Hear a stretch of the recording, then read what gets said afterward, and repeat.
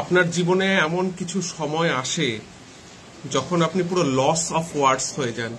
কিভাবে ওই সময়টাকে ডেসক্রাইব করবেন আপনি বুঝতে পারেন না। তখন জীবনের বাকি সব কিছু তুচ্ছ হয়ে যায়। এরকমই একটা রাত গেল কালকে আপামর ভারতবাসীর কাছে, আমার কাছে। 13 বছর পর আবার বিশ্ব চ্যাম্পিয়ন আমরা। 17 বছর পর টি-20 ওয়ার্ল্ড কাপ জয়।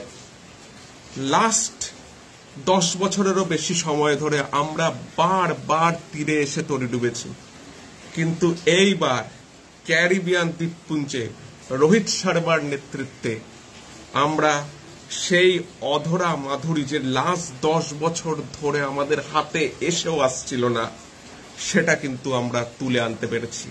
হ্যাঁ, বিশ্ব চ্যাম্পিয়ন হয়েছে team India. Congratulations team India for having a great World Cup throughout the tournament. When the situation got tough, the tough gets going. এবং কালকের ম্যাচে আমি জানি না কিভাবে ম্যাচ রিভিউ করব। শুধুমাত্র এই মুহূর্তে আমি ম্যাচ রিভিউ করতে চাইছি না। কালকে সারা রাত জেগেছি, কালকে বহরমপুরের রাস্তায় আনন্দ করেছি, হাউ হাউ করে কেঁদেছি। একটা প্রচন্ড ইমোশনাল মোমেন্ট গেছে কালকে গোটা রাত জুড়ে। সারা রাত ধরে ঘুমও হয়নি ঠিক করে, আনন্দের চোটে ঘুম হয়নি। অশ্রু সজল চোখে জাতীয় পতাকা নিয়ে বহরমপুরের রাস্তায় ঘুরে বেরিয়েছি গভীর রাতে। শুধুমাত্র 3-4টে কথা বলি। অক্ষর প্যাটেলের ব্যাটিং এর ওই 47 রান, বিরাট কোহলির 50 রানের পর টেম্পোটাকে হাই করা, এবং অবভিয়াসলি বোলিং এ জসপ্রীত বুমরার 4 ক্রুশাল ওভার, অর্শদীপের মাথা ঠান্ডা রাখা, এবং অতি অবশ্যই হার্দিক পান্ডিয়ার বলে বাউন্ডারি লাইনে ডেভিড মিলারের অসাধারণ শব্দটাও যেখানে কমতি হয়ে যাবে, একটা অবিস্মরণীয় ক্যাচ সূর্যকুমার যাদবের।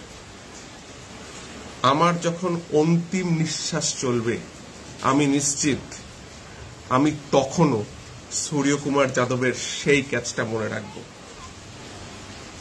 এবং হার্দিক পান্ডিয়ার চোখ দিয়ে জল বেরোনো, বিরাটের অশ্রু সজল চোখ, রোহিতের সানগ্লাসের ভেতরে কান্না, এগুলো বোঝায় যে দেশ যখন সর্বোপরি হয় তখন ঈর্ষা, রাগারাগি এগুলো কিছু ম্যাটার করে না।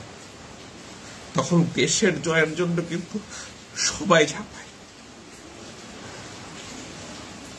জয় ভারত, জয় হিন্দ, বন্দে মাতারম, ব্লিড ব্লু, চারটে ইন্ডিয়া। দেখা হচ্ছে নেক্সট ভিডিওতে। কদিন পর ভাবছি এটা ডিটেল রিভিউ করবো।